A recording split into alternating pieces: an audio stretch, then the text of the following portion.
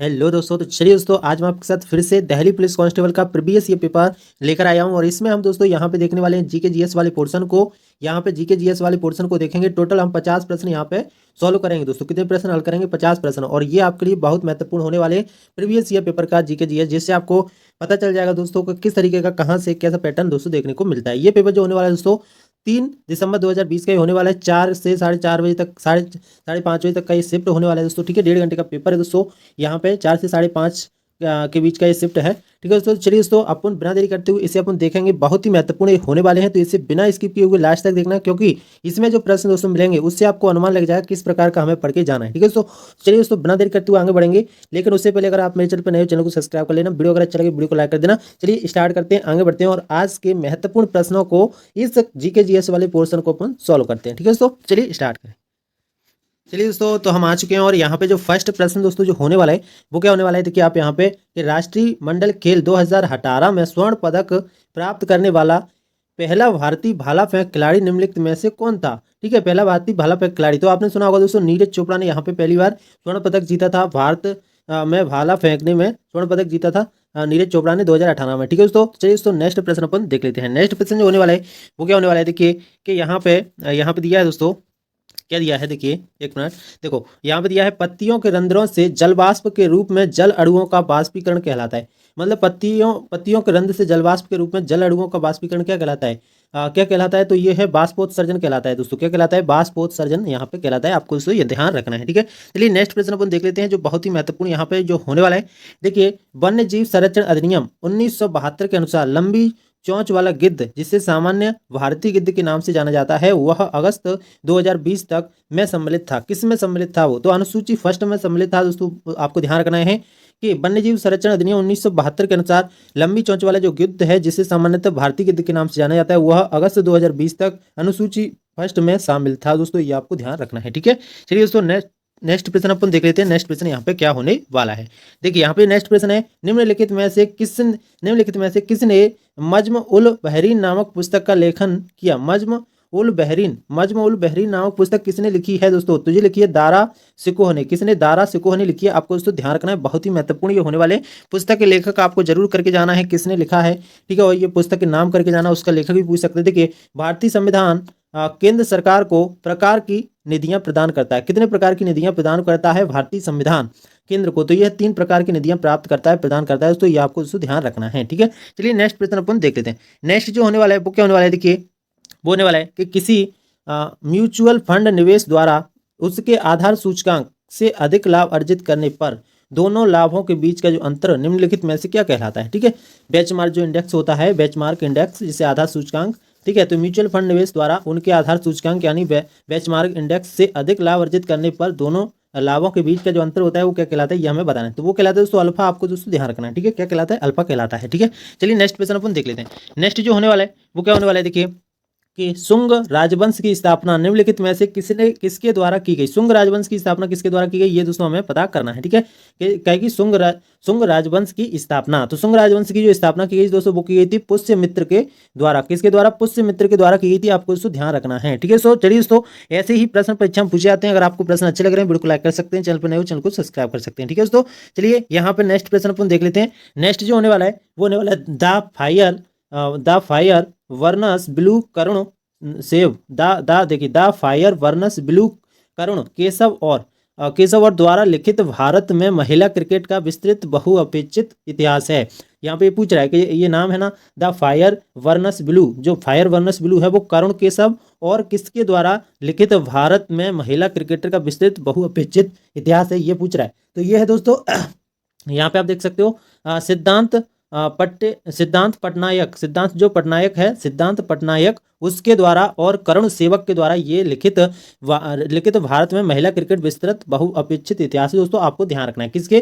करुण केशव और सिद्धांत पटनायक के। यहाँ पे आपको ध्यान रखना है, करुण पटनायक द्वारा ये लिखित है। ठीक है दोस्तों, चलिए दोस्तों नेक्स्ट प्रश्न देख लेते हैं। नेक्स्ट होने वाला है, बताइए, गुर्दे में उत्पन्न मूत्र से होकर मूत्राशय में पहुंचता है, जहां उसे संचित किया जाता है। बताइए, गुर्दे में उत्पन्न मूत्र जो होता है वो किसके द्वारा मूत्राशय तक पहुंचता है? तो मूत्र वाहिनियों के द्वारा मूत्राशय तक पहुंचता है। आपको ध्यान रखना है दोस्तों। ठीक है, चलिए दोस्तों नेक्स्ट प्रश्न अपन देख लेते हैं। नेक्स्ट जो होने वाला है, बताइए, नई लोकसभा निर्वाचन होने के उपरांत वर्तमान लोकसभा के अंतिम सत्र हेतु निम्नलिखित में से कौन सा शब्द प्रयोग किया जाता है? अंतिम शस्त्र हेतु कौन सा शब्द प्रयोग किया जाता है? अंतिम शस्त्र के लिए लैम डक का प्रयोग किया जाता है, आपको इसको ध्यान रखना है। क्या लैम डक का प्रयोग किया जाता है। नई लोकसभा निर्वाचन होने के उपरांत वर्तमान लोकसभा के अंतिम सत्र हेतु निम्नलिखित में से कौन सा शब्द उपयोग किया जाता है? तो वो लैम डक उपयोग किया जाता है, आपको इसको ध्यान रखना है। ठीक है, चलिए नेक्स्ट प्रश्न देख लेते हैं। नेक्स्ट जो होने वाला है वो क्या होने वाला है, देखिए भारतीय सेना के इतिहास में फील्ड मार्शल का सर्वोच्च पद धारण करने का श्रेय निम्नलिखित में से किसे दिया गया? ठीक है, फील्ड मार्शल का जो सर्वोच्च पद है वो धारण करने का श्रेय निम्नलिखित में से किसे दिया? तो वो है KM करियप्पा। KM जो करियप्पा है उन्हें दोस्तों दिया गया, आपको ध्यान रखना है, KM करियप्पा को ये दिया गया था। ठीक है, चलिए दोस्तों नेक्स्ट प्रश्न देख लेते हैं। नेक्स्ट जो होने वाला है वो क्या होने वाला है, देखिए आप यहाँ पे वो होने वाला है कि भारतीय रेलवे सुरक्षा बल ने सितंबर 2020 में यहाँ पे अवैध सॉफ्टवेयर का संचालन प्रतिबंधित कर दिया, जिसे संपुष्ट रेलवे आरक्षण में हेरफेर करने के लिए उपयोग किया जाता था। हेरफेर करने के लिए उपयोग किया जाता था। ठीक है, यहाँ पे ये कह रहा है दोस्तों कि भारतीय रेलवे सुरक्षा बल ने सितंबर 2020 में अवैध सॉफ्टवेयर जिसका संचालन जो था का संचालन प्रतिबंधित कर दिया गया। अवैध सॉफ्टवेयर कौन सा था जिसका संचालन प्रतिबंधित कर दिया? ये पूछ रहा है, जिसे संपुष्ट रेलवे आरक्षण, ठीक है, में हेरफेर करने के उपयोग में लिया जाता था, ये पूछ रहा है। ठीक है, तो ये है दोस्तों रियल मेमो जो है, रियल मेमो उसका यहाँ पे रियल मेमो इसका होगा। ठीक है, तो चलिए नेक्स्ट प्रश्न देख लेते हैं। नेक्स्ट जो होने वाला है वो क्या होने वाला है, शिवाजी के शासनकाल में निम्नलिखित में से कौन सा कर वसूल किया जाता था? शिवाजी के शासनकाल में कौन सा कर वसूल किया जाता था? तो क्या जाता था? सरदेशमुखी जो कर था वो वसूल किया जाता था, आपको इसको ध्यान रखना है। ठीक है, चलिए नेक्स्ट क्वेश्चन देख लेते हैं। नेक्स्ट जो होने वाला है, हिंदुस्तानी शास्त्रीय संगीत की किसी रचना के द्वितीय भाग को निर्दिष्ट करता है। द्वितीय भाग को कौन निर्दिष्ट करता है? यहाँ पे ये पूछ रहा है, रचना के द्वितीय भाग को निर्दिष्ट करता है यहाँ पे, तो वो करता है अंतरा। क्या करता है दोस्तों? अंतरा यहाँ पे करता है। हिंदुस्तानी शास्त्रीय संगीत की किसी रचना में अंतरा जो होता है, अंतरा रचना के द्वितीय भाग को निर्दिष्ट करता है, आपको तो ध्यान रखना है। ठीक है, चलिए नेक्स्ट क्वेश्चन देख लेते हैं। नेक्स्ट जो होने वाला है कि बताइए निम्नलिखित में से किसने 1858 में झांसी के किले की घेराबंदी की थी? झांसी के किले की घेराबंदी किसने की थी 1858 में? वो गया सर हुज रोज ने किया था, आपको उसको ध्यान रखना है, सर हुज रोज ने। ठीक है, चलिए नेक्स्ट प्रश्न अपन देख लेते हैं। नेक्स्ट जो होने वाला है दोस्तों वो क्या होने वाला है, देखिए मध्यकालीन भारत में ब्रह्मदेव शब्द का प्रयोग हेतु किया जाता है। ब्रह्मदेव शब्द का प्रयोग कैसे हेतु किया जाता है? तो वो भूमि के उपहार के हेतु किया जाता है। भूमि के उपहार इसके हेतु इसका उपयोग किया जाता है ब्रह्मदेव का। ठीक है, आपको ध्यान रखना है। चलिए इसको नेक्स्ट प्रश्न देख लेते हैं। नेक्स्ट जो होने वाला है वो क्या होने वाला है, देखिए यहाँ पे के महासागरों के अध्ययन से जुड़ा संगठन the international union for conservation of nature and mission blue, यहाँ पे ये दिया गया ना, the international union for conservation of nature and mission blue द्वारा अंडमान निकोबार एवं लक्षद्वीप समूह को का नाम दिया गया। क्या का नाम दिया गया था? तो वो दिया गया था हॉप स्पॉट्स का। क्या का नाम दिया गया था? हॉप स्पॉट्स का, आपको इसको ध्यान रखना है। ठीक है, चलिए नेक्स्ट क्वेश्चन अपन देख लेते हैं। नेक्स्ट जो होने वाला है वो होने वाला है कि मध्यकेरी पर्वतीय स्थल, जो मध्यकेरी पर्वतीय स्थल है वो निम्नलिखित में से किस राज्य में स्थित है, ये हमें बताना है। मध्यकेरी पर्वतीय स्थल, तो ये दोस्तों कर्नाटक में, आपको इसको ध्यान रखना है, बहुत महत्वपूर्ण ये प्रश्न बनने वाला है। ठीक है दोस्तों, चलिए दोस्तों नेक्स्ट प्रश्न यहाँ पे जो दिया है कि फरवरी 2020 की स्थिति के अनुसार राष्ट्रीय हॉकी फेडरेशन की रैंक में भारत महिला हॉकी टीम का स्थान कौन सा है? भारत महिला हॉकी टीम का स्थान कौन सा है यहाँ पे पूछ रहा है, तो वो 9वां है, आपको इसको ध्यान रखना है यहाँ पे फेडरेशन की रैंक के अनुसार। ठीक है, चलिए सो नेक्स्ट प्रश्न अपन देख लेते हैं। नेक्स्ट यहाँ पे जो क्या होने वाला है कि बताइए हिंदू विधवा पुनर्विवाह अधिनियम निम्नलिखित में से किस वर्ष पारित किया गया था? हिंदू विधवा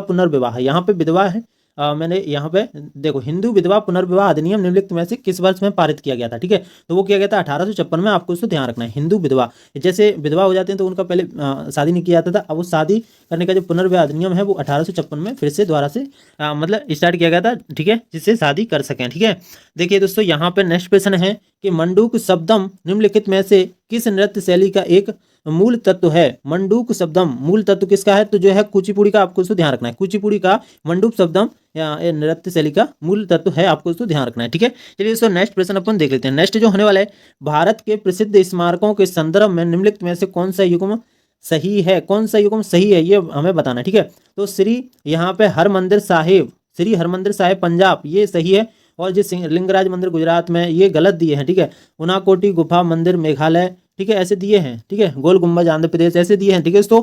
तो यहाँ पे इसमें से कौन सा एवं सही है, तो श्री हरमंदिर साहिब पंजाब में ये सही है, ठीक है। चलिए नेक्स्ट क्वेश्चन अपन देख लेते हैं। नेक्स्ट जो होने वाला है वो होने वाला निम्नलिखित में से कौन सा यूनेस्को की अमूर्त सांस्कृतिक विरासत नहीं है। अमूर्त सांस्कृतिक विरासत कौन सी नहीं है यूनेस्को की, हमें बताना है। तो रानी की वाव जो है, रानी की वाव वो यहाँ पे सांस्कृतिक विरासत नहीं है, ठीक है। और जो नवरोज है, रम्माण है, योग है, ये सब क्या है, सांस्कृतिक विरासत है, अमूर्त सांस्कृतिक विरासत, आपको उसको ध्यान रखना है, ठीक है। चलिए नेक्स्ट प्रश्न अपन देख लेते हैं। नेक्स्ट जो होने वाला है वो क्या होने वाला है, देखिए अंगूर में प्रमुख रूप से निम्नलिखित में से कौन सा अम्ल पाया जाता है। अंगूर में कौन सा अम्ल पाया जाता है, देखो अंगूर खट्टा होता है तो उसमें टार्ट्रिक अम्ल पाया जाता है, जो इमली में भी पाया जाता है, आपको उसको ध्यान रखना, खट्टी चीजों में टार्ट्रिक अम्ल पाया जाता है, ठीक है। चलिए नेक्स्ट प्रश्न अपन देख लेते हैं। नेक्स्ट प्रश्न जो होने वाला है वो क्या होने वाला है, देखिए कि नीलगिरी की टोडा जनजाति का एक सबसे महत्वपूर्ण त्योहार निम्नलिखित में से कौन सा है। टोडा जनजाति, जो टोडा जनजाति है उसका महत्वपूर्ण त्योहार कौन सा है, ये हमें बताना है। तो ये है दोस्तों मौद बेटा, जो है मौद बेटा, यहाँ पे ये प्रमुख इनका त्योहार है, आपको उसको ध्यान रखना है, मौद बेटा, ठीक है। चलिए दोस्तों नेक्स्ट क्वेश्चन यहाँ पे देख लेते हैं। नेक्स्ट है काली मिट्टी उगाने के लिए आदर्श मानी जाती है। काली मिट्टी क्या उगाने के लिए यहाँ पे सबसे अच्छी मानी जाती है, तो वो कपास उगाने के लिए बहुत अच्छी होती है दोस्तों, आदर्श बहुत अच्छी मिट्टी है, होती है, आदर्श मानी जाती है इससे काली मिट्टी को, ठीक है। चलिए नेक्स्ट क्वेश्चन अपन देख लेते हैं। नेक्स्ट जो होने वाला है वो क्या होने वाला है, देखिए कि भारतीय नागरिक के लिए खाते का एक प्रकार है जिसके माध्यम से शेयर बाजार में सूचीबद्ध शेयरों का क्रय विक्रय कर सकते हैं। सूचीबद्ध शेयरों का क्रय विक्रय कर सकते हैं जिसके माध्यम से भारतीय नागरिकों के लिए खाते का एक प्रकार क्या है, तो वो डेबिट खाता, डीमेट खाता, सॉरी डीमेट जो खाता है, डीमेट खाते से डीमेट खाता जो है वो भारतीय नागरिकों के लिए खाते का एक प्रकार है जिसके माध्यम से वे शेयर बाजार में सूचीबद्ध शेयरों का विक्रम कर सकते हैं, ठीक है। तो आपको ध्यान रखना है। चलिए दोस्तों नेक्स्ट प्रश्न अपन देख लेते हैं। नेक्स्ट जो होने वाला है वो क्या होने वाला है, देखिए कि भारत के प्रसिद्ध स्टेडियमों के संदर्भ में निम्नलिखित में से कौन सा युग्म सही नहीं है। यहाँ पे दिया है कि भारत के जो प्रसिद्ध स्टेडियम हैं उनमें से निम्नलिखित में से कौन सा युग्म सही नहीं है, ठीक है। तो मतलब यहाँ पे कौन सा है, देखो ईडन गार्डन पश्चिम बंगाल, ये बहुत बड़ा गार्डन है और ये प्रमुख गार्डन है, ठीक है, प्रसिद्ध है, ध्यान रखना है। बारावती जो है उड़ीसा में, ये भी बहुत प्रसिद्ध है, और मोटेरा गुजरात में ये भी है, लेकिन ब्रेबोर्न हिमाचल प्रदेश, ठीक है, ब्रेबोर्न हिमाचल प्रदेश ये हमारा क्या है, सही नहीं है यहाँ पे, ठीक है दोस्तों, ये हिमाचल प्रदेश में नहीं है, और सब जहाँ पे दिए हैं वहीं पे आपको इसको ध्यान रखना है, ठीक है। ईडन गार्डन पश्चिम बंगाल में है, बारात उड़ीसा में है, मोटेरा गुजरात में है, ठीक है। लेकिन जो ये दिया है ब्रेबोर्न हिमाचल प्रदेश, वो ब्रेबोर्न हिमाचल प्रदेश में नहीं है, आपको इसको ध्यान रखना है, इसलिए ये युग्म सही नहीं है, ठीक है। तो चलिए नेक्स्ट प्रश्न अपन देख लेते हैं। नेक्स्ट जो होने वाला है, बताइए कि निम्नलिखित में से कौन एक पैरा एथलीट है। पैरा एथलीट कौन है, ठीक है दोस्तों, ये हमें बताना है। तो ये है दीपा मलिक। कौन है दोस्तों, दीपा मलिक है, आपको इसको ध्यान रखना है, कौन है, दीपा मलिक, ठीक है। बहुत ही इंपॉर्टेंट ये प्रश्न है दोस्तों, ठीक है। तो आपको बहुत ही अच्छे तरीके से इन्हें देख के जाना है। अगस्त 2020 तक की स्थिति के अनुसार दिल्ली एनसीटी हेतु लोकसभा की सीटें आवंटित की गई, कितनी तो 7, जो लोकसभा की 7 सीटें हैं वो आवंटित की गई, आपको उससे ध्यान रखना है, ठीक है। चलिए नेक्स्ट प्रश्न अपन देख लेते हैं। नेक्स्ट जो होने वाला है वो होने वाला है कि मुस्लिम लीग ने 1946 को सीधी कार्यवाही यानी डायरेक्ट एक्शन डे के रूप में घोषित किया जाता है, वो है 16 अगस्त, आपको उससे ध्यान रखना है, क्या है, 16 अगस्त। मुस्लिम लीग ने 16 अगस्त 1946 को सीधी कार्यवाही डायरेक्ट एक्शन डे के रूप में घोषित किया था, आपको उसको बताना है, आपको उसको ध्यान रखना है, ठीक है। चलिए नेक्स्ट प्रश्न यहाँ पे देख लेते हैं। नेक्स्ट जो होने वाला है वो क्या होने वाला है, देखिए उत्तरी गोलार्ध में ग्रीष्मकालीन संस्कृति के महीने में होते हैं। यहाँ पर उत्तरी गोलार्ध में ग्रीष्मकालीन संक्रांति के महीने में होती है। संक्रांति के किस महीने में होती है, तो संक्रांति के जून के महीने में होती है, आपको इसको ध्यान रखना है। उत्तरी गोलार्ध में ग्रीष्मकालीन संक्रांति के जून के महीने में होती है, ठीक है। चलिए नेक्स्ट प्रश्न अपन देख लेते हैं। नेक्स्ट जो होने वाला है दोस्तों वो क्या होने वाला है कि देखिए निम्नलिखित में से किसे पुस्तक का लेखक E.M. फॉरेस्टर ने किया था। E.M. फॉरेस्टर ने किया था, निम्नलिखित में से किस पुस्तक का लेखन, ठीक है। तो ये क्या है दोस्तों, ये यहाँ पे किया था, ये पैसेज टू इंडिया, इस पुस्तक का यहाँ पे लेखन इन्होंने किया था, आपको इसको ध्यान रखना है, ठीक है। चलिए नेक्स्ट अपन क्वेश्चन देख लेते हैं। नेक्स्ट जो होने वाला है, चांदी का रासायनिक प्रतीक निम्नलिखित में से कौन सा है, तो वो Ag है, आपको इसको ध्यान रखना है, ठीक है। चलिए दोस्तों नेक्स्ट क्वेश्चन अपन देख लेते हैं।